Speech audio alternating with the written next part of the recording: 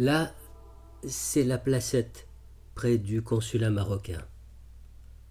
Tu vois le monument aux morts de la guerre contre la France? Derrière moi, des photographes désœuvrés recherchent des clients qui voudraient emporter la mer avec eux.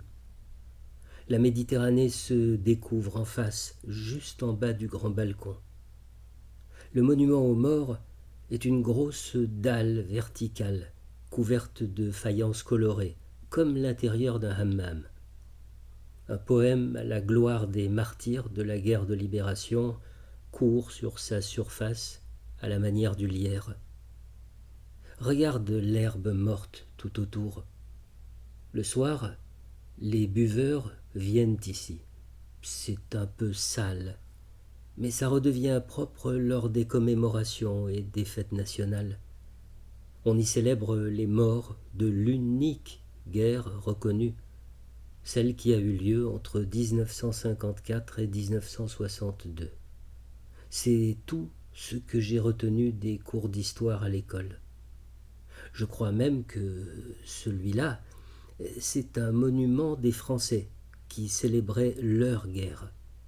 Mais les Algériens se le sont approprié et l'ont rhabillé avec leurs propres morts.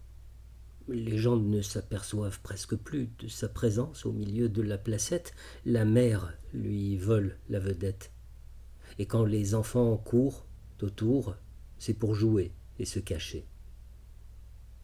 Des monuments comme celui-ci, on en croise partout en Algérie, à cause de la guerre contre la France. Et je ne compte pas les leçons à l'école, les noms des héros sur les plaques de rue, et les vétérans qui inspectent nos yeux d'écoliers. Ici, tu ne peux pas échapper aux souvenirs de la guerre de libération de l'Algérie. Et si nous exigions un monument, nous, les survivants de la guerre civile des années 90, à quoi ressemblerait-il? Peut-être à une canule en marbre blanc dans une gorge en ciment, renversée vers le ciel d'Oran. Ou peut-être aurait-il l'architecture épurée d'une tombe vide, creusée dans un bloc de marbre rectangulaire, un silo que seule la pluie, les feuilles mortes et le vent combleraient de temps à autre. Oui, un carré creusé au milieu de la placette du front de mer. Pas mal comme idée. Ou pourquoi ne pas imaginer un grand four de marbre opaque avec des nouveau-nés rangés dedans, des cadavres d'enfants enfouis dans sa bouche sombre, car oui, mon ange, les émirs, les princes excellaient à brûler les enfants durant cette guerre dont personne ne peut jurer des faits aujourd'hui. Les brigades ont brûlé des nouveau-nés dans des fours de cuisine. Ils ont éventré des femmes et découpé des têtes pour les poser au seuil des maisons et égorgé des fillettes pour le plaisir de Dieu. À la fin de l'année 1999, 2 d'entre elles s'étaient enroulées dans une grosse couverture surmontée d'un dessin de tigre, alors que l'année et le siècle expiraient dans un bruit de papier et de vent sur le toit. L'une a fermé les yeux et les a rouverts à Oran. L'autre ne les ouvrira plus jamais. Là, sur la droite, on croise des vendeurs de crème glacée, un commissariat, puis un hôtel où les prostituées s'abritaient il y a des décennies. Il y a 20 ans, les barbus ont déposé des bombes ici. Au virage, on monte vers le consulat de France et ensuite on retrouve le grand hôtel royal dont j'aime scruter la façade ouvragée comme un livre ancien. Regarde ça. Sur le boulevard Émir Abdelkader, des hommes s'assoient en groupe et discutent à la manière des maquignons. Ils ont l'air centenaires, ridés.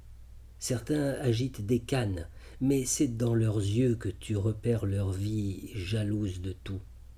Ce sont les vétérans de la guerre de libération. Eux, ils possèdent tout pour qu'on ne désapprenne jamais leur histoire. Un drapeau, des milliers de photos de gens morts durant leur bataille, des armes rouillées qu'ils exhibent dans leur musée à l'est d'Oran, de l'argent, des médailles, des statues, des rues, des émissions de télévision, des chants, des biographies sans fin. Cette guerre contre la France, semble être une dame âgée très riche et très sourcilleuse de ses bijoux. Je l'ai bien détestée depuis mon égorgement raté, je l'ai haïe, car elle est comme une sœur aînée qui prend toute la place. Cette guerre se comporte comme un enfant unique qui s'empare de toutes les commémorations. Elle s'accapare le blanc, le rouge, le vert, les lampes et les foules, les parades militaires. Et nous, les survivants de la guerre civile, rien. On ne nous accorde pas une seule date nationale, pas un seul souvenir à s'accrocher au cou.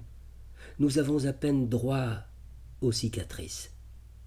Tout ce que j'ai pu lui opposer à cette histoire de la bataille contre la France, ce sont mes 7 tatouages, et c'est déjà trop. Les gens ici ne te parleront jamais de la guerre qui a tué les miens le 31 décembre 1999.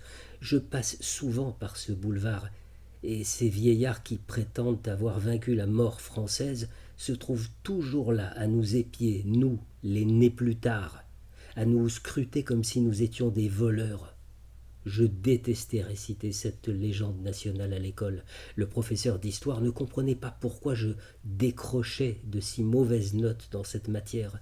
Il ne voyait pas que je voulais également une voix pour ma guerre. Après 10 ans de tuerie, nous n'avons rien pu obtenir comme butin, pas même des corps, pas même une parole. Une seule photo pour toute une guerre. Je te la montrerai ce soir au retour. Ma mère l'a agrandie et l'a exposée dans l'entrée, en face des masques rapportés du Sénégal. Tu y verras une femme qui crie, bouche ouverte au-delà des mots, visage tordu comme quand la douleur vous plonge dans le vide. La femme hurle ou semble au bout d'un long hurlement, tout est desséché sur son visage. Elle ressemble à un vieux ruisseau inanimé qui montre ses entrailles de pierre. Sur sa tête, elle porte un foulard. Il dévoile une chevelure soyeuse qui suggère sa féminité et son malheur de mère, sauf que ce n'est plus une mère. On l'appelle la Madone de Bentalha. Bentalha, c'est le quartier d'Alger où, dans la nuit du 22 septembre 1997, on massacra et on égorgea 400 personnes. Cette femme à la douleur sourde est au bras d'une autre qui la retient contre un mur et l'assiste pour accoucher de quelque chose de monstrueux. Le visage de la Madone prend tout l'espace dans la tête de celui qui regarde cette photo.